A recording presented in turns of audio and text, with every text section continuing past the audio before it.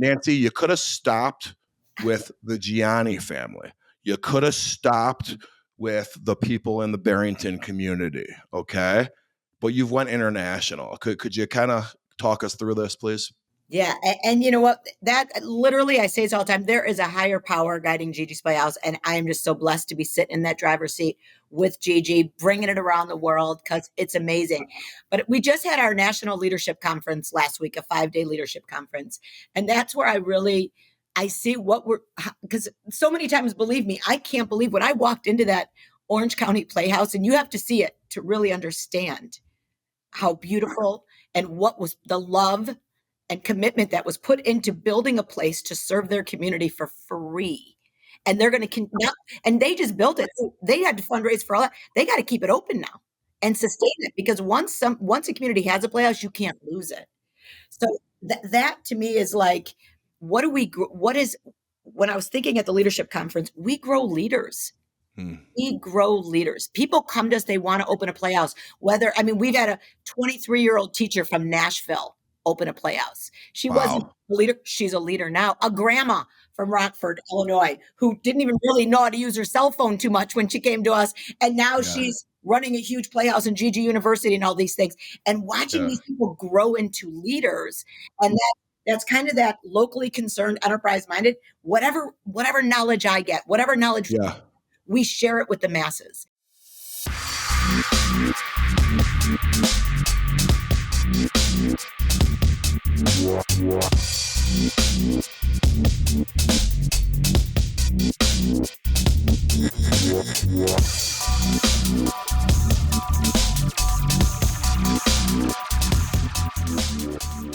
We have varying definitions of what success means in life.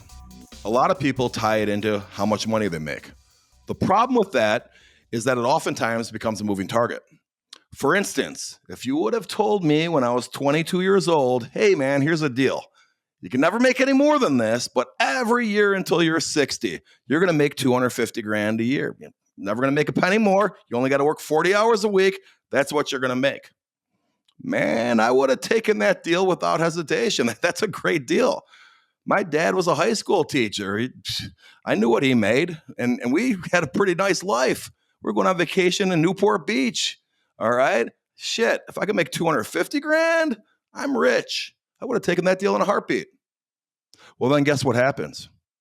You make that or more, and suddenly the goal changes. It gets higher. When money is your definition of success, the benchmark innately just keeps going upward. Go give a low performer a raise from $60,000 a year to $600,000 a year. Hell of a raise, right? It'll take no more than 6 months before that person thinks they are worth that salary level.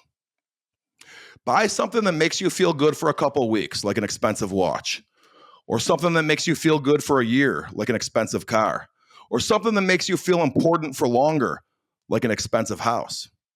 But eventually, even the glamour of that will wear off at least a tad. So what is it that money does for us in the grand scheme? It does a lot and allows us to do things we can't do without it. For me lately, it's been more about experiences than material objects. I went on a 3-week vacation in Europe last summer. We had a 177-foot sailing yacht chartered in Sardinia. We stayed at Le Bristol Hotel in Paris. We took a private jet to San Sebastian. My kids went to the Louvre, Vatican, Colosseum, d'Orsay, Versailles. We also experienced the running of the bulls, and we had lunch at Michelin-starred restaurants. One of them was on a cliff overlooking the Celtic Sea. This was an experience of a lifetime, and what I spent on this trip is embarrassing. It was the equivalent of the price of a small condo in downtown Chicago, or maybe even a single family home out in the suburbs. I can tell you that our experience would have been just as good for about a third of what I spent, which is still a lot of money. I wanted to do something all out while my kids still enjoyed going on vacations with their dad. Hey, let's go all out because we're going to be outgrowing this pretty soon. But we didn't need to spend that much. This translates into decisions we all make regularly. Think about it. Whether I spent a third of what I spent or the full price, it would have been just as special of an experience for my family. Whether you buy that Range Rover or that Explorer, whether you get your kid the authenticated Justin Fields jersey or just a Bears t-shirt, whether you buy the latest iPhone or an older version for half the price. Are these really even financial sacrifices? So it begs the question of your definition of success. Should success be based on money when I just showed how blurry that gets? Now listen, I'm not trying to give every free-spirited pothead on a couch right now the excuse that money doesn't matter. This is not being said to give those that are lazy further justification to be lazy. Nope. So sorry if you got excited that I was condoning you not doing anything with your life. Well, sorry, you're wrong. This is still 2,000% raise. As a single man for years living downtown, I'd often come across men and women really that had a tendency to be attracted to people with financial resources. Now, if you were to ask one of these people if they were gold diggers or only hung around with other rich people, they would not be offended by the comment. They would simply explain themselves as being attracted to motivated and successful people, and money happens to come with success. Oh man, I heard that one often. It's like they all read the same manual. Well, their definition of success, obviously, like many others, is one and the same with money. They aren't the same, though. Success and money are actually mutually exclusive ideas. Many can have both, but they certainly do not have to have both. So sure, that hedge fund manager sure is successful, but what about that guy running the food bank for the homeless shelter that's received multiple rewards and recognition? Why aren't you hanging out with that guy? Why aren't you dating him? Where am I going with this? I'm kind of all over the place. Nancy's probably wondering, what the hell show am I on here? What the heck's happening? I'm trying to give a visual perspective of how so many of us are looking at things wrong. All right, including myself, I fall into it too. Well, if you saw who was on my show today, you may have figured it out why I'm going here. This woman did not build an empire of private sector companies. She doesn't own 100 Taco Bells or is famous for a clothing line that is making her rich. My instinct, I don't know this, but my instinct is that her and her husband have more than likely succeeded in the private sector. And I know this just simply from what I do know about her and where she lives. But that has nothing to do with why she is here today. The real definition of success, or a more appropriate definition, is demonstrated by Nancy Gianni, the founder and executive director of GIGi's Playhouse. GIGi's Playhouse was conceived after Nancy and her husband, Paul, had a daughter with Down syndrome. They were able to identify the holes in the system for a child like theirs to have a realistic opportunity to prosper in a world that provides them limited resources. As a result, GIGi's Playhouse was born as a Down syndrome achievement center, and Nancy has expanded this into an international organization. GIGi's Playhouse is now a $22 million, that's million with an M, $22 million non-for-profit with 60 brick and mortar locations and startups in the United States and Mexico, as well as serving families in over 80 countries. GIGi's provides over 4,400 hours a week of free educational, therapeutic, and career programming services to over 30,000 individuals and their families, with a demand to open 200 more worldwide using her replicable model, which is amazing, by the way. We will be talking about that, Nancy. As we are in the holiday season, I encourage our audience to think about how you define success during this interview. Nancy Gianni, the Chief Belief Officer of GIGi's Playhouse, welcome to 2,000% Raise. Brother, I am so happy to be here. Whoop, whoop. Awesome. And thanks for bearing with me on that monologue. Sometimes I film it in advance because I don't want to bore my audience. And I was wondering if you were scratching your head there, what the heck show did I just agree to? No, I loved it. Great messaging, brother. Great messaging. Well, Nancy, listen, I want to spend a lot of our show on talking about how you scaled the organization, because so much of that is going to also apply to the business world. We have all types of people on this show, and I'm really just looking for people that have achieved success. And it doesn't have to just be financially, but what you did is so damn unique, and you did it in the name of your daughter, which gosh, she's a little superstar. But could you tell us, like, our audience, a little bit about Down syndrome and just what it means to have Down syndrome, why there was a need for this that you saw back in 2003 when you started the organization? Totally. And I love that you touched on in the beginning when you talked about, a business, whether it's a not for profit or for profit, the only difference is tax status. I am jumping through the same hoops. I am doing all the same things you have to do, except for when you're a not for profit, you're supposed to do that with no sales, no marketing. You can't spend any money on general and admin expenses. You know what I mean? Wow. Yep. It's absurd. It really is. Like, that's like a TED talk for another day, and something I would love to talk to you about, and really, Yeah. I mean, just it's just, how do businesses make money? They market themselves. They have sales. Yep. That's how they do Yep. it. And not for profits, we're not supposed to do that. So it's Well, that's a really nice gem there, really early on. So what you're saying is, okay, you've grown this to $22 million, and most people would fundraise to get to that level by maybe having fully commissioned full-time salespeople. You're saying that non-for-profits are not allowed to do that? no, and commission. They don't work on a commission scales. Your fundraisers. Okay. Don't Wow. that's not how it's frowned upon. It's unethical when you're Okay. working in the Yeah, not. which makes sense. I guess I never thought about it from that perspective, though. We'll get into this later, but how the heck you got it to $22 million? Right? Nancy's guys is in the suburbs of Chicago. It's not like she's in the middle of Manhattan or even the middle of downtown Chicago. She started Right. this out in, I believe, Hoffman Estate. We'll get into that, but to grow it to what you did. But please educate us just on why there was a need for this in the first place, and let's get our audience connected to your charity a little bit. Absolutely. So it started, I've always been drawn to individuals with Down syndrome. My mom ran our spread group out of our church. So I always helped with them, always was drawn to them. And then when I was pregnant, everything was going great. I was having some issues. So they checked the baby. The baby was perfect. Everything was fine. At her birth, after she was born, I had the three doctors come stand her on the table, and you always know that that's never a good sign. And that's when they told me, they saw those soft markers of Down syndrome. And I was like, Okay. and literally, like, just echoing my head was like, I willed this on my family. I've always been drawn. I've known that I can help people with Down syndrome. I've always wanted to help them. And now here it is. And I just brought this to my entire family. And Wow. I'm not going to lie, the fear I had in that moment of, what did I just do? Like, what did I do? What did I do to my kids? We are now that family that is going to have that child with Down syndrome. Everything changed in that moment. And I remember Paul came around, because it'd been a C-section. He was in the room with me, and he came around, and I didn't hear anything the doctors were saying anymore.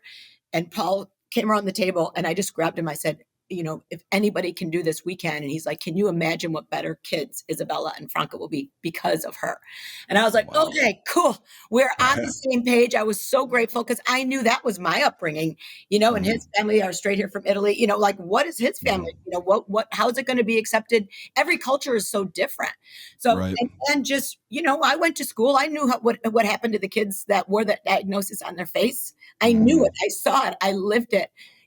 I live it today. And now I'm bringing that to my family. And it was such a scary time, but it was like, okay, my husband was going to embrace it. I was going to embrace it. And then next thing I knew, we came in there kind of being the cool, fun couple. We fed everybody, Paul, he's bringing them food. He's got stuff going. And next thing you know, they're not having eye contact with us anymore. They can't look at a chart fast enough, so they wouldn't have to. They took good care of me medically, but to them, life as I knew it was over. Okay. And they Gotcha. just were sending in the clergy. And I was like, oh my God, is she dying? Like, what does this all mean? What does it all mean? So you felt that while you were still in the hospital room being treated differently by the doctors that just delivered your baby, as if they were delivering you devastating news, and they were treating you as if totally that you were going, and they were treating you as if you were going to take it that way. And it sounds like at that moment you already had this epiphany. Absolutely. And like, all I heard was, condolences and not congratulations. And you shouldn't hear that about your baby. You should Oh never. my gosh. And that's the Yeah. first thing with GIGi's Playhouse. The first thing you will always hear is congratulations. And that's the most important piece that we can give to there's a lot of prenatal diagnosis. I just really wanted to take all those negatives that I felt. And like I said, they took good care of me medically. They didn't mean to textbook Down syndrome isn't pretty. So to them, my life was over. My doctor was like, oh my God, you and Paul shook up this whole floor with something like this happening to you. I'm like, what does that mean? Like, you know what I mean? Like something like what? But this was your third baby, though, right? And the other two were healthy. There was no reason to think that this would happen. Right. Other than maybe someone above, Nancy, hey, we're going to do this because we got to push you to change the world. Right. Well, listen to this, brother. I got to tell you this because I didn't tell you this story. This is okay. So before I found out I was pregnant with GIGi, we were out and Paul was trading. He was in S&P Pet. He was in there trading, doing his thing. One of his biggest brokers that we were going out with him one night, and we're out with him, and he starts telling some really bad jokes, using language that was just kind of unacceptable. But at times, when it's a big customer, you let that stuff go. And finally, I go, dude, man, who do you think you are talking like that in front of me? I totally called the guy out. My husband's eyes, he was like, what? My biggest customer, shut up. You're embarrassing him in front of his girlfriend. Like, what's wrong with you? And I was like, and I just went off on the guy. And I get in the car and Paul's like, are you kidding me? Like, what are you doing? The next day, same thing happened. My niece said something to me. I went off on her for lying. I'm like, what is going on with me? I'm on like this moral high horse. And who the hell do I think I am? Like, what made me think that I got to call everybody out. I'm trying to, making this world a better place, but at the expense of their feeling. Like I was just on it. So I find out about 2 days later that I'm pregnant. Okay. And I told Paul, I'm like, oh my God, this baby is my exact words. I remember my exact words were, oh my God, this baby is going to be a world leader. This baby's going to be the president. This baby is a game changer. She's already changing me for the better. I was like, this kid's going to rock this world. And then 9 months later, here comes our little GIGi, which she's actually here right now. You know that she knows you're here. She's been standing in the doorway because she has to see your face and say hello.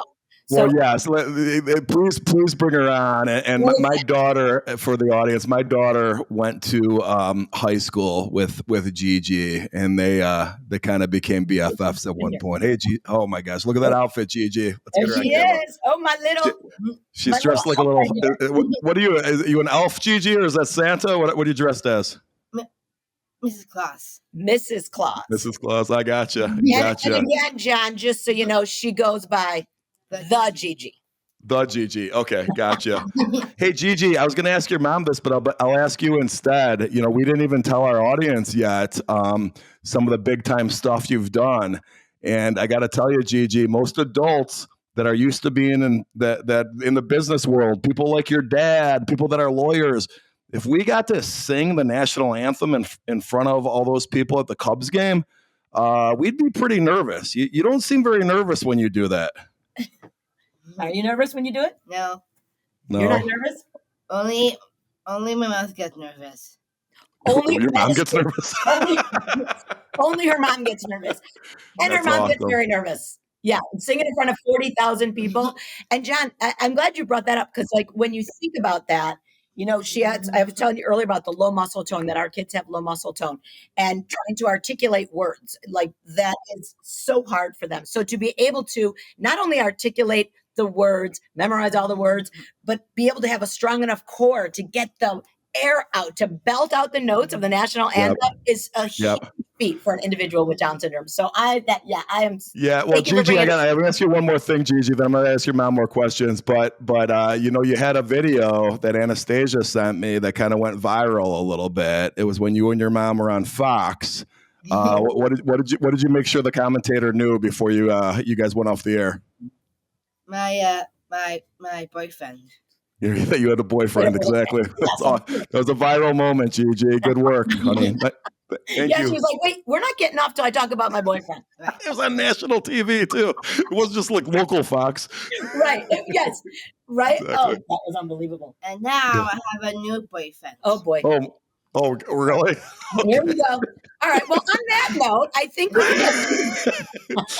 and if the old one didn't know, now he knows. So we hate to break the news to you. they know now.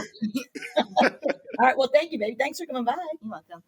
Thanks, Dad, GIGi. Nice outfit. Anastasia. Tell Anastasia I said hi. I will. She'll call you for sure. She's gonna love this. All right. Bye, honey. Bye. You know, I'm gonna just ask. I'm gonna jump into a question that I actually wrote down that involves what we just saw there with her, what their audience listened to with her, and I'm putting my glasses on to read this because I want to make sure I got it right. Okay. I didn't know she was going to be with you today, so that's a great cameo by her. And you know, so GIGi, you know, her lack of shyness and just her personality, and I meant what I just said. You know, the rest of us will be nervous wrecks doing this. She's just prancing out there, grabbing the microphone, right?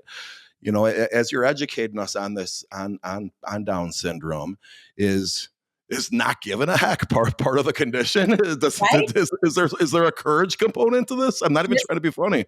I know. And you know what? A lot of that has to do with building up her confidence all the time. Like she wouldn't have been able to sing that national anthem if she didn't work out every day because she had to hone her muscles and build herself up. So all of that you see comes from confidence. So she is in our GIGi's she's been in our literacy program since she's a baby, speech therapy, math program, fitness programs. She's been building her body up and building herself up. So her confidence level is crazy through the roof. Where did as you were building the organization, starting off then, I mean, obviously, you know, what's your experience with this, what you're seeing in your own kid, and as your head's on a swivel, is this real? There's not crap out there like this. This is not a new condition that just came in 1998, guys. What the hell's everyone thinking? I'm sure these are the kinds of thoughts you and your husband are probably having these conversations. You know, I would think that as you started building the curriculum for the centers, you know, you based everything on what you saw with your daughter.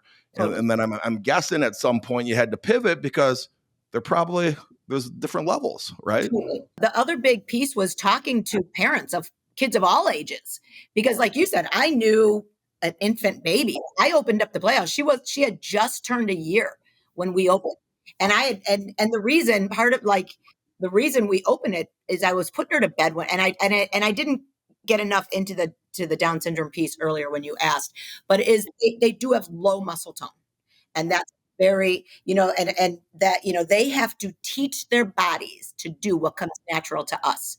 So when a baby is born, they're checking out the world. Our kids are literally teaching their bodies how to suck, swallow, and breathe at the same time. They have to teach their bodies the mechanics of walking, of talking, of eating, of holding like their bodies don't work the same. The muscles don't work the same. They have to teach their bodies, and then they have to build their bodies up and constantly hone those skills. Okay. That's just something people don't understand with our kids. Yeah. So when GIGi was about 4 months old, she had just had open heart surgery. She had her first heart failure when she was like 12 days old, and she had 2 holes in her heart. So, which was kind of an ironic thing. When they were checking her out when I was pregnant, I had 2 like level 2 ultrasounds. The neonatologist came in to see if anything was wrong with her because I was having some issues, and they saw nothing wrong with her. And then 2 weeks later, she's born with 2 holes in her heart and Down syndrome. Tell me that's not a bad thing. God knew I was a freak, and I shouldn't have known. He just knew he was. Isn't that crazy? That is crazy. So she was about 4. Then she had her open heart surgery when she was 4 months old. And about a month later, she was killing it in life. And I was putting her down to bed one night. And that's when I really she was fast asleep, and I was putting her down, and I felt that weight of her muscle tone. Like that's a weight that she carries around every single day of her life. And you never know it because of her never ending smile, her confidence, and everything else she does. But they all carry this tremendous weight. And I remember when I put her down in bed that night, I promised her that I was going to change the way the world saw her and all of her friends with Down syndrome. And in that moment, I did not know how I was going to do it. I was like, and I think about it now, I was like, I'm going to raise $1 million, you know, just something, you know. Right. And was there, and let's say you would have just went that route, like so many of us do, even foundations that start. Some people just start foundations where the whole purpose of the foundation is just to give the money to another foundation, you know? Right. I personally never started the John Cerasani Foundation. I just give money to Totally. charities Yeah. and nonprofits that I see it and I don't need to start a foundation to put my name on it. I'll just do Totally. it personally, but what you're doing is no. We're going to raise this money and do it for ourselves. I got to think there was probably was it Down syndrome research? What was already out there before you started this? There was support groups, like little, support groups that, and some people like support groups, some people don't. And that's why everybody was so floored when I opened the first location, because there was like support groups and then there was some medical stuff. There wasn't a place I just wanted to see other people with Down syndrome. I wanted to go, and the only places to go would have been to see adults, like to go to Misericordia or somebody where a place where people are living that have disabilities. There wasn't a place for me to go meet other people and see other people except for like a support type group. And I remember my brother, he goes, "What do you do?" I go, Joe, I got to go to a support group. I got to see I don't know what this life's all about. I have no clue. And he was like, "You are the most positive person I know. Don't go to a support group." I'm like, I got to go. And I went to this support group meeting, and it was in like an extra room in a hospital. All the tables were pushed to the side. And I was like, shit, my daughter just got out of open heart surgery. I don't want to be in a hospital. I don't want to be in an extra room because there's no place for me in this community, in the world. Like, what is this? I'm like, you know what happened in that support group meeting was very positive, and there was good things that happened, but it was in such a crappy place, such a bad, the environment that was around. Yep. This isn't going to build people up. I need to empower people because we get knocked down by this diagnosis. So I wanted to build a place where you are going to walk in, you're going to feel the energy, you're going to feel the empowerment, you're going to know you're never going to be alone in this diagnosis. This is a 24/7 lifetime diagnosis. Our families walk in here and know they will never be alone. From prenatal diagnosis all the way through to career skills, we make a lifetime commitment to our family for free therapeutic and educational programs at every stage of their lives. And not just for them, but for the siblings, for the entire family, grandparents, for teachers, educator symposiums. We help people learn how to teach their kids and their students. It's pretty crazy. You just made an amazing, I bet what you just said resonates one side or the other with so many different people, because my kids don't have Down syndrome, but I'm listening to you talk about these support groups. When I was a teenager, my mom got diagnosed with multiple sclerosis. This isn't even what we're talking about right now, but I vividly remember her telling my dad she don't want to go to the frickin' support. She don't want to do that shit because it's frickin' depressing. She goes, "Tom, it's effing depressing. That's why I ain't going." "Well, you got to do something, Joan." "Well, I ain't doing that." This is a real, I'm quite certain people see it the other way too. But I mean, what an interesting topic, huh? Well, and you know what was really cool? And I didn't so I was like, I'm going to open this place of celebration, of showing potential, and giving other parents a place to make their dreams for their kids come true. That's what I wanted to provide. And like when we opened our first location, seriously, like I knew my mom was going to show up and probably some neighbors and maybe a couple people. We had almost 1,000 people at that first opening. So I knew there was a place. And then other people were coming from out of town and other places, and they would hold group meetings at the Playhouse. And like I remember Rockford, they were like, "Can we come and see? Can we bring our support group to this place?" I go, "Absolutely. It's for everybody." They bring their support group. What are they? Over an hour away from this location, they had more people show up to come to a place, a Down syndrome achievement center, than they ever did 5 minutes from their own house. You know why? Because they were celebrating their diagnosis. They were educating themselves. They were learning. They weren't sitting around. Indirectly, you're going to get support because you're around other people that are in the same place as you, but you're also going to get that positive energy and that empowerment and the things that you need to move forward and all the tools. So let's talk about that. So, you mentioned Paul was a trader. You mentioned you had 2 other kids. So you're energetic. I don't know if you were staying home with the kids at the time, but you're very intelligent. There's a lot of things you could be doing in this world, whether you chose to do that or whatever. I got to think that you probably started this idea and had plenty. I'm imagining you and your husband with the 3 kids in a community like we're in. You probably had a lot of local support off the bat. Okay. So you get that core. Now we got the core. How do you expand this thing outside your immediate friends? Because I got to think a lot of people that start charities or nonprofits, they get that support of the 20 or 30 people that are their cousins and their buddies, hopefully. Totally. But how do you get that extra layer and keep going? There has to be a value proposition associated with that, right? Totally. And you obviously have one, but how do you let people know you had one? I mean, how do you get to that second stage? Maybe educate us on that. Well, and I think a really important piece, we've had to build a model. I mean, we've scaled this to 61 communities in 83 countries. I mean, we've had to build a model that addresses all these issues because you know what? I didn't do it right the first time. I was giving everything away, John. Like when my new locations wanted to open, I'd be like, oh, I could fundraise for it because I've always been able to raise funds and do things for people. So I'm like, oh, I'll help you. Well, you get to 6 or 7 locations. I can't 8 locations. That wasn't the right model. I had to kind of move that model around. I had to teach people what I had to learn myself was I have to diversify my funding. It can't be the Nancy Gianni show. You know what I mean? Like it can't be Nancy and Paul's friends. You got to reach outside of that. And we don't get government funding. We're not funded. We are private donations. So that's you don't get no grants from the government at all. We don't do well. Illinois, brother. What do you think I'm going to get here? There's no state funding. There's no government funding. We do have a couple locations that their state helps. I think that Raleigh, North Carolina location, there's a senator there that is very invested in not only helping the Down syndrome community, but in giving them jobs. So there are some in small areas. There's some of that, but there's not a general. We got a big piece of funding for this, which is crazy. So our number one state for viewership on our show right now is Illinois, and number 2 right behind it is California. And and I got plenty of friends that I know are listening in Los Angeles especially, but definitely a lot in Orange County as well. And I think this is a good segue because what I'd like you to do, Nancy, your most recent center just opened up in Orange County. Yep. Could you tell us about that a little bit? But while you're doing that, go into that business model, please. When you were explaining it to me, I'm like, Nancy, are you sure you're running a charity? It kind of sounds like a franchise. Are you sure you're a nonprofit? Right. And I think it's genius. Nancy, I don't know if you came up with it yourself or copy and pasted someone else's model, but it's obviously like this one. Believe me, I went through every consultant you could think of to help me figure out how to scale this, and every single one of them said the only way a not-for-profit's going to make it is if it's fee for service. You got to charge people. If there's a membership fee, if there's all this, I could not charge these families. I knew what it felt like, and I had the means to pay for my therapies, and I knew what it felt like and the burden that it puts on a family, and I did not want our families to feel that.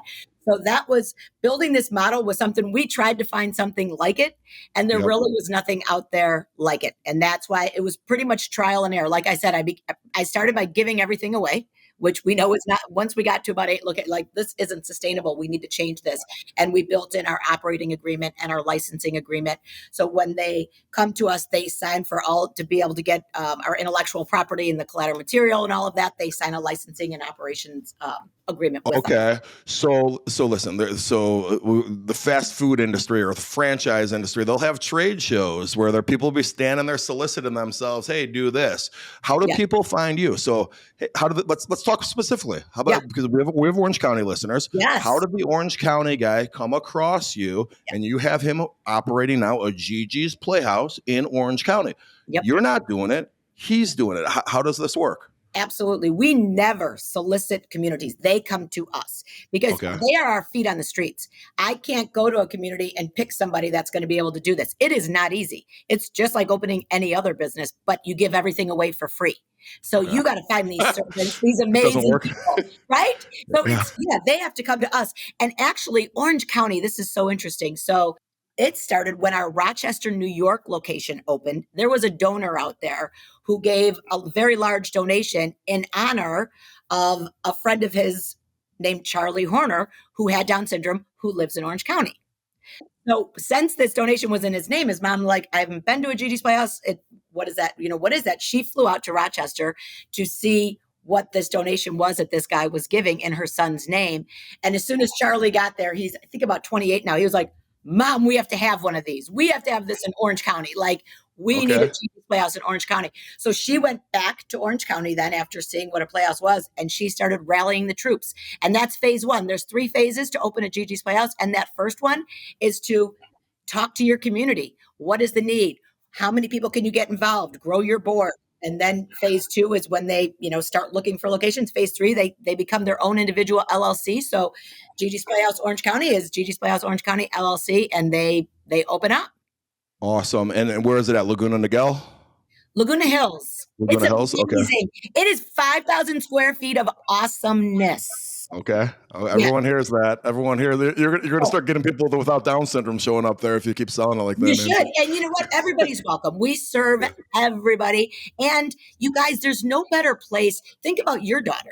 Your daughter was drawn to my daughter because you raised her right. And she had access to somebody with Down syndrome. She was there by her school. Many kids don't get to be around somebody with Down syndrome. They're not in the same areas at the school the other kids are. So it's a great place to go volunteer with your kids, to walk in and just get a tour. And it opens up dialogue that you don't even know about. It opens up, like, when you can talk to your kids about something like this, because it's our kids are still, to this day, our kids are still being bullied to this day. Yeah, it's funny that you say that. So I've had a discussion. My son's a freshman in high school right now, and I had this discussion with him on this subject, not specific to you or your family or anything. And he made a comment to me. I think, and I was very proud of him, but it was really about culture in general right now. He goes, Dad, it's 2022. That's not happening. I had asked him if this type of kid gets a hard time, and he goes, Dad, it's 2022. So at least at his school and his friend group, that ain't on the radar screen making a fun of a kid like your daughter. But on that point, and I hear you. Just 2 weeks ago at our Scottsdale location in Arizona, one of our kids who was working at a grocery store was out collecting the carts, and 2 girls walked up to him and drove up to them and said to him, we're in trouble. We need some money. Can you help us? And of course, what did he say? Of course I can help you. Took his wallet out. They grabbed his wallet, knocked him down, and emptied out his entire bank account. And it was obvious he had Down syndrome. That's targeted him because he had Down syndrome. And I love that your son said that, and that's the world that that we're starting to go to. But unfortunately, I was saying earlier, like, I still live in the world with GIGi, who's amazing and doing amazing things, that people laugh at her, stare at her, and still make fun of her. Like, what? Isn't that absurd? Well, it is, and I think you make a great point. Yeah, she's singing at a Cubs game, and then someone's giving her a hard time. What did you do? Like, you want to just slap these kids? Yeah. But I think it goes to your point, though, of people stopping in with their kids to your center, even if their kids don't have Down syndrome, because I think one of the advantages my kids might have is they're mixed in at their high school with a number of students like GIGi. You know what I mean? And this is not new to them. This is not new to them. So I think there's something to be said for that. And I'm sure every public school system's a little bit differently on how they integrate everybody. Well, and on that note, really fast too, the one thing, since you guys do have an amazing crew, but we did start something that's called iacceptyou.org. So when you were talking about bringing your kids in and doing things, a way that you could do it just at home, go to iacceptyou.org. GIGi is on there talking about what Down syndrome is, and take the pledge to be generous, be kind, and be accepting every day. Take it with your kids, take it with your grandkids, your coworkers, whoever you're with, and just take it together so you can kind of talk about it. If you can't get to a playhouse, it'll still open up that dialogue with your kids, but you take that. And you could even ask them, and we call that Generation G. Generation G is a conscious decision to be better every single day. Be generous, be kind, be accepting.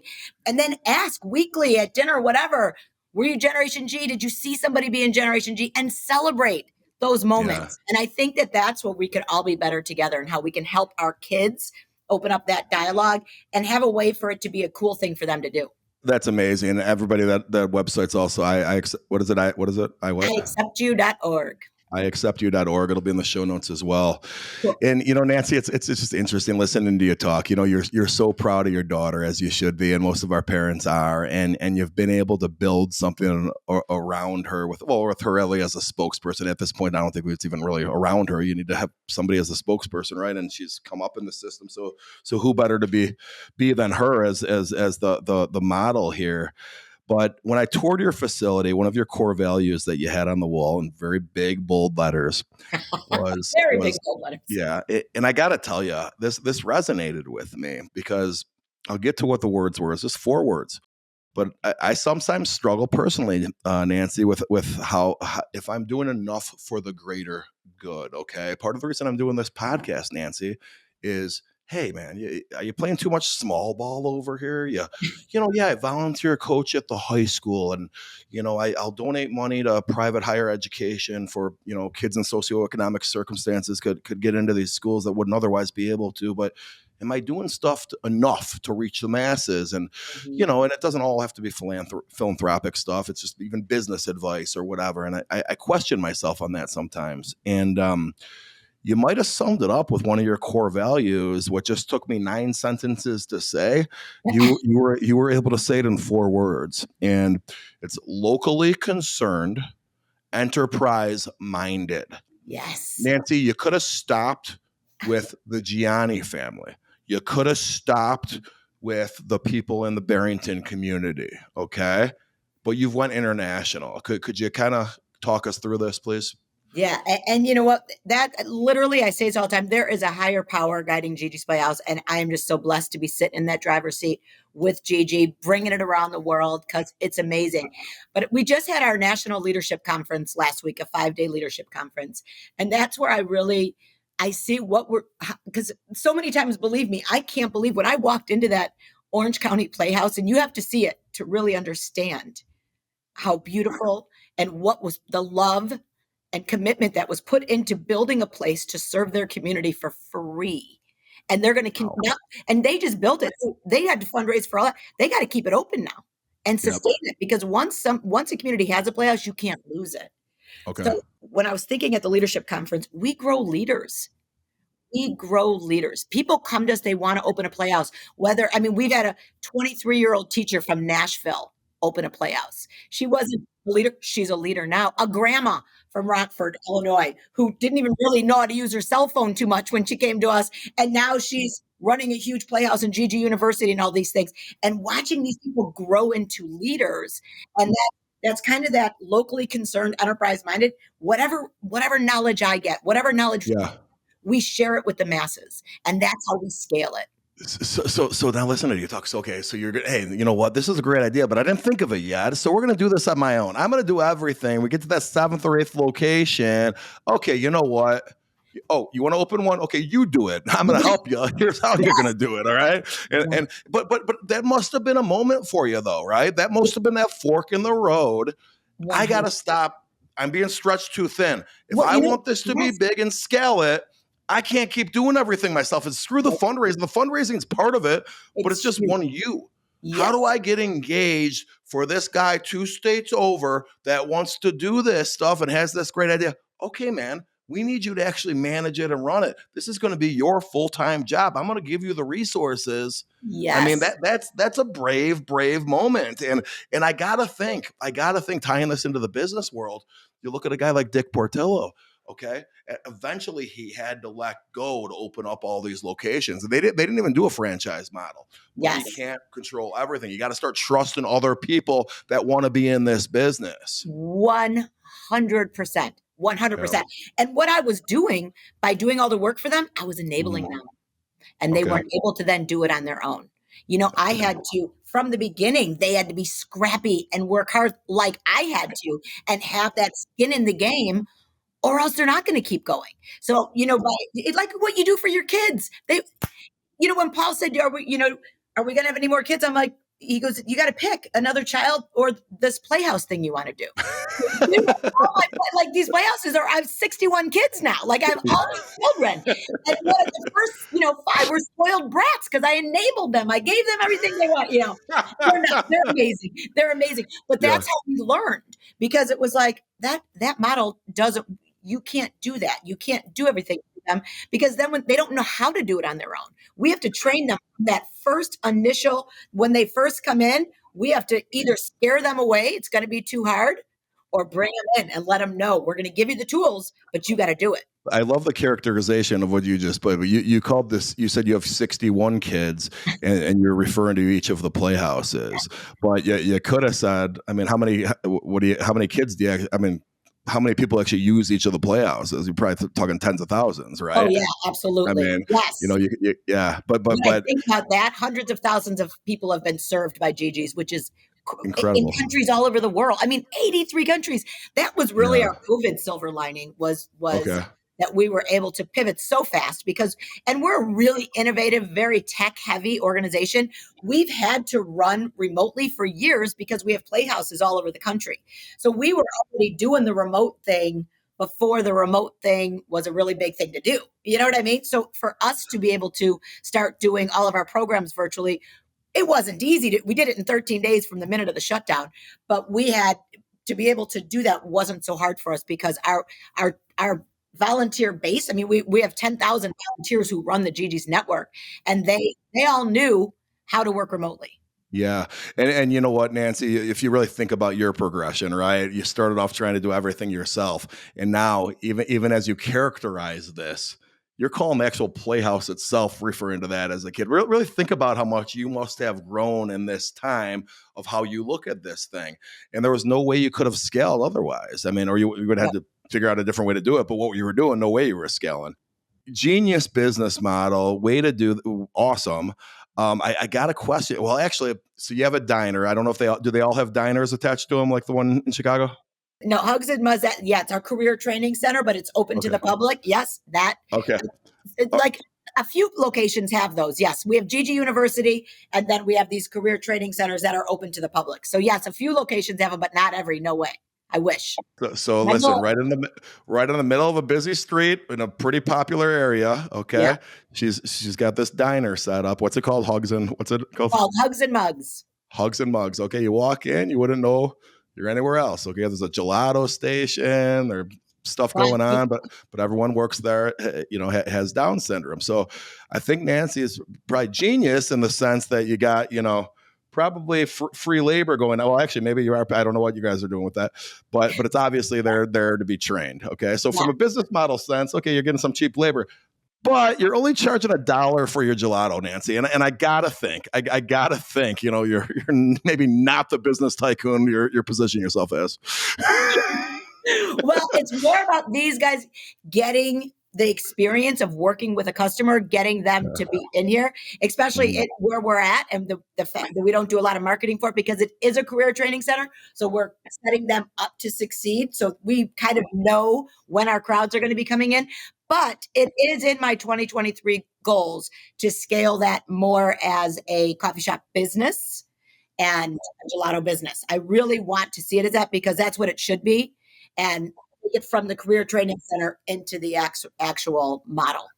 Was there ever an instance where, okay, it's obviously there to build the confidence in your people, but you got some good product. I had the apple pie gelato; it was excellent.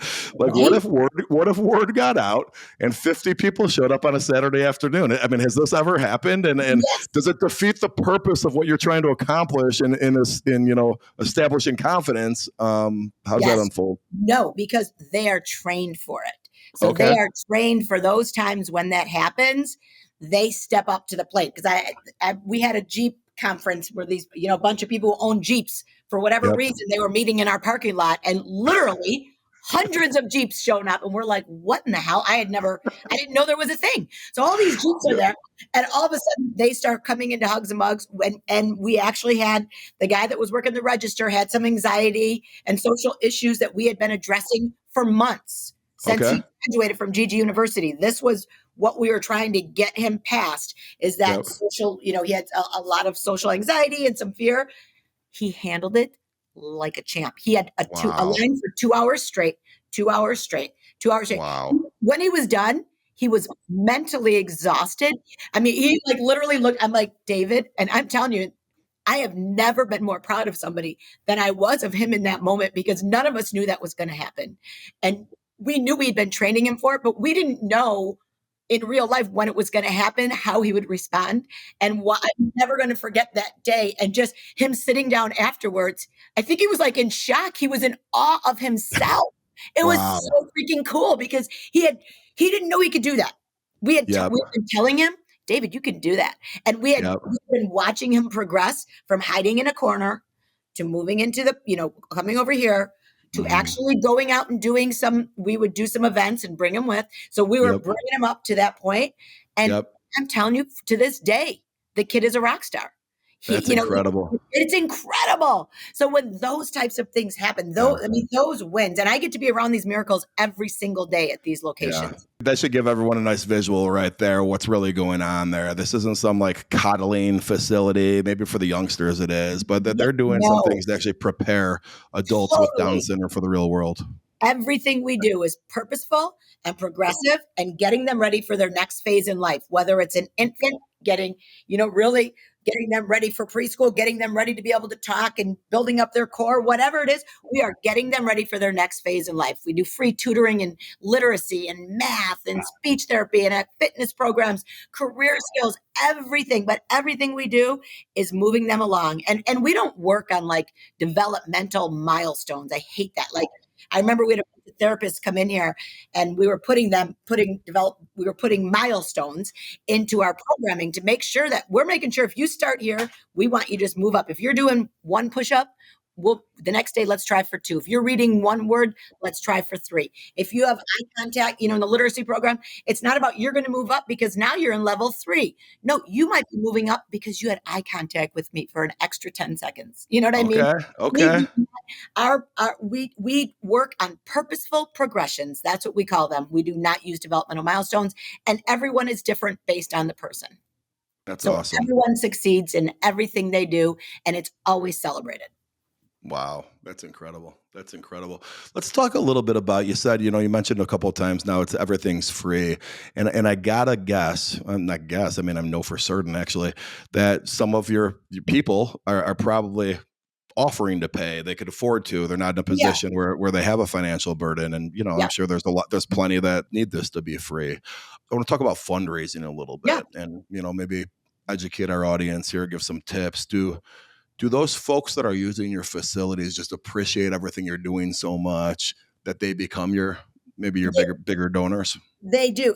The ones that can, absolutely. And if it's not them, it might be the grandparents, or it might be a neighbor. Like a lot of it is a neighbor that is able to help out. You know what I mean? So people can help we don't say no to anybody. That's for sure. Right. Families that can help, and even the families that that don't have the financial means, we offer peer-to-peer fundraisers. We help in other ways that they don't necessarily give their own funds, but maybe they can tap into their network and see how they can help, and that's a really big piece. So one of the mistakes I've seen newer nonprofits make, or just maybe the misconceptions, is we'll see certain fundraising events they have throughout the year just kind of be like, okay, there was a lot of work to make no money. Golf outings, for instance. Golf outings are like tough. You better charge a boatload of money if you want to make money on that damn thing. Especially if you want to be at a nice course. Exactly. You want to be at some shit course, and the people are like, what am I spending? You can go ahead and do your golf outing, but you better push the heck out of the raffle during it.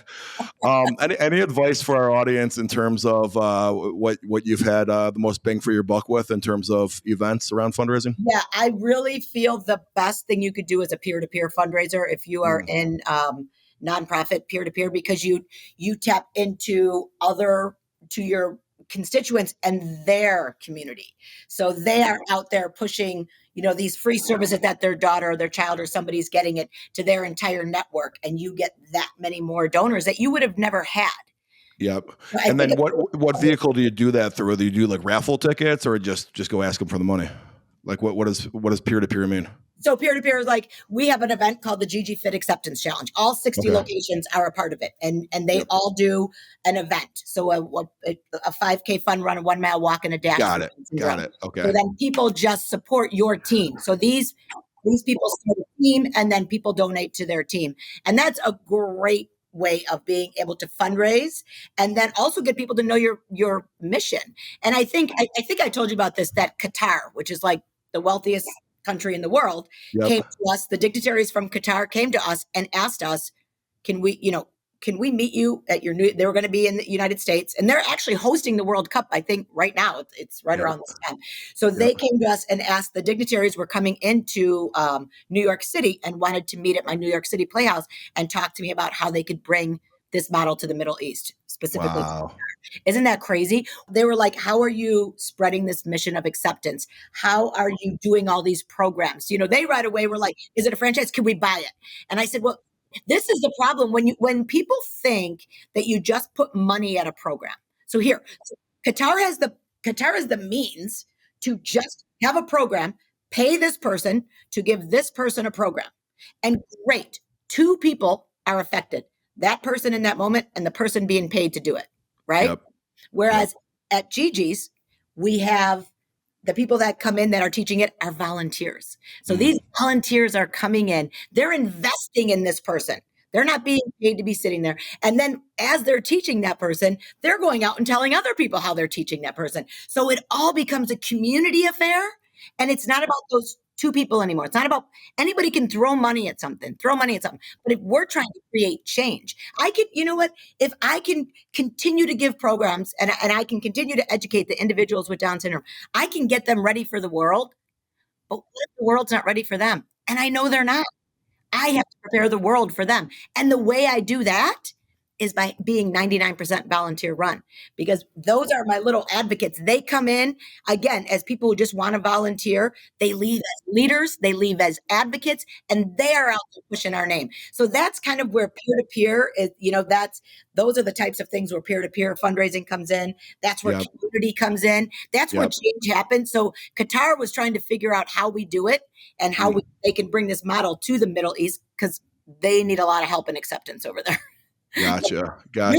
I bet. Yeah. It's a little bit like when you say Qatar, you're like, okay, well, it's like, I'm happy that they are even acknowledging, you have these stereotypes, right? Which 100%, especially, we're a predominantly woman run organization, so it was very cool to have all here, have the United Nations calling us. It was really a crazy time, and we're still going to be doing more with them. So I'm very curious as soon as the World Cup's over to get back together with them and see how we are going to create the change in the Middle East and how we can help them create more acceptance over there. Isn't that crazy? Yeah, that's incredible. And you're doing it specific to something that you've is close to you, right? And it's it would have been, I think, so easy for you to say, okay, if we're doing this for Down syndrome, let's expand. We could, you said you include other people with other disabilities, and that's great, but you're still a Down syndrome achievement center. Yeah. And there must have been the temptation over these years, especially when you're getting phone calls like this, where get out of my lane, let's get out of our lane. Let's rule the world. I'm Nancy Gianni. Look what I did over here. Has it been difficult for you to just keep this focus? Because, gosh, even when I started my business, there's so many temptations to get into other areas. All right, start selling widgets, start offering this. Nah, you know what? Just stick right here. We're doing just fine. In your lane. Yeah. And that was extremely hard, even from the beginning, because when I was trying to figure out what I wanted to open to celebrate this diagnosis, even then I was like, do I do it this way? And then it became, there were so many more obstacles when I went outside of Down syndrome. And Down syndrome is the largest chromosomal disability in the country and our least funded. It needed the most. And our kids wear that diagnosis on their face. I wanted to be able to make that change. I wanted people to see that and see their potential. And I remember thinking about it at the time. I was going, okay, when I think about 20, this was 20 years ago, GIGi started, but think about cancer research 20 years before that. Cancer research was like, there was like the Cancer Foundation, there was only two things doing cancer, but what happened when they broke it apart? And then it was breast cancer and lung cancer and brain cancer and leukemia. That's when real change started happening in research. That's when real change started happening in medicine and for these families, because the passion was laser focused on one thing. And that's how change was able to happen. And that's when I was like, okay, I'm going to think of it in that vein, that this is Down syndrome, and maybe change it later, which we have had many offers of, using the GIGi's Playhouse name as not a Down syndrome achievement center, as just GIGi's Playhouse achievement centers for everyone to go into. And I talked to my mentor, Vince Foglia, about it. And he said, you are making such a change in the world of Down syndrome. Stay in your lane, serve those other families, And I do. I serve anybody who comes to GIGi's. We serve them. I serve people of all abilities. But we are a Down syndrome achievement center because that is what I am trying to change. But it's really if you think about what my mission is, to change the way the world sees Down syndrome and send global message of acceptance for all. So that second half is my iacceptyou.org campaigns, my Generation G. I have to make the world accept them if I'm going to educate them to be all that they can be. Yeah. Well, I'll tell you what, Nancy, your GIGi's Playhouse is wildly popular here in Chicago, and obviously you have a presence in many other places. For our audience, if you weren't familiar with Nancy or GIGi's Playhouse prior to this, you are now. And this should be streaming before December 31st. Hint, hint. They are a 501c3. Hint, hint. Yes, yeah, and 12% of all giving happens in the last 3 days of December. Isn't that crazy? And 30% right? Okay. of all giving happens in December. Yep. Isn't that nuts? Yep. So my goal, you did ask about fundraising. So the one thing that my goal now that we've got this replicable model down, I know how to scale, I know how to do all this, is for me to kind of get out of that driver's seat now and try to start raising real capital. I mean, we need more money for innovation to help more families, to serve more families. So I'm really trying to get out of that seat and into the seat where I can get together with corporations, help them with diversity, equity, inclusion, help them understand why they should invest in a place like GIGi's. So so the peer-to-peer fundraising is one thing, but corporate America is another one. And corporate foundations are the lowest part of the not-for-profit funding. Oh, is that right? Okay. How about like, you would qualify for employee matches and all that kind of stuff, obviously. Totally. Right? If you just go on our website, if you just go to our gigisplayhouse.org and go to the donate, it gives you all the different employee match, anything that's out there we could do. But I would just love to see corporate America invest more in an innovative not-for-profit like ours is, that truly is changing the world, because there's just as much they can get out of it as we can get out of it. So just throwing that, that's just so you know. I always look at it, you know what? I'm not asking for me. I'm asking for GIGi and all the kids. So it's easy to put in a shameless plug like that because. No, I was going to make sure we did, Nancy. And I'll tell you what, when I blast this out on social media and everything else, I'm going to make sure everybody in my following is very well aware of your organization. Oh, you're awesome. They could do what they want with it. And, you have $22 million, but look at the infrastructure that you have to support, right? I mean, you have your headquarters here that's supporting all these other locations. If people are paying attention, when I read your bio, there's demand for 200 more locations, and she only has 60 or so right now. So FYI. And our virtual playhouse too. We're building our virtual playhouse to serve our inner cities, our rural areas. We have to beef that thing up. We have our GIGi's at Home, which is our virtual education platform, but we really want to be able to serve them with more, because I just have stories that you wouldn't even want to hear of, things that are happening by people who are just not educated about their own child. Oh my gosh. I know. That's a story for another day, but that virtual playhouse is desperately needed. All right. So listen, gigisplayhouse.org. All the contact information will also be in the show notes. And Nancy, you probably don't know this, but we end the show off topic a little bit. Okay. It doesn't have to be on anything we were just talking about, but it very well could be if you'd like it to. Okay. Nancy Gianni recommends to our audience to watch the movie. Oh my gosh. What? You know what is my silliest favorite? I can't even tell you that movie. Okay. Wait. Come on. We had somebody say Vegas Vacation. Did they say Vegas Vacation or Christmas Vacation? Christmas. Well, that's a good recommendation. That actually, Christmas Vacation is a good one. You know what? I guess based on what we're talking about today. Hold on. By the way, I'm realizing because you run a big charity now, so you're like high profile enough where it's like, okay, I can't say that. I'm not going to say Arthur, even though I love that movie. I love that movie still. But remember that movie Mask? Remember that movie? I'm going to tell you what. I thought I was thinking about that movie while we were talking here, and it's more appropriate for you to say that than me. That's an awesome with Cher, right? Yes, that was and just all comes back when you're living with something that's different. And here's just one more thing I want to say in that. Ending to that movie, and I'm gonna cry. Like that movie's ending is so damn sad. By the way, gosh, anyway. Yeah. But think about the difference. Like every single one of us, even if your people that are listening don't have any type of difference in their family right now, every single one of us is 1 second away from being different or loving somebody who's different. Whether it's a birth of a grandbaby, a baby, a debilitating illness, a fall off of a bike. Differences do not discriminate, and they're seconds away. They can happen to our family in 1 minute. And I can promise you that you will want the world to be more accepting when you're facing that every single day of your life. Boom. Thank you so much. Thanks, brother. And that wraps up another episode of 2000% Raise. Thank you for listening. The best way to support our show is by leaving a rating or review on all platforms you listened on. And of course, by following, liking, or subscribing. Visit us at 2000%raise.com or at John Cerasani on TikTok and Instagram. And of course, my YouTube channel at John Cerasani's 2000% Raise. Find all the ways to follow today's guests in our show notes. Thank you for being a part of our entrepreneurial journey.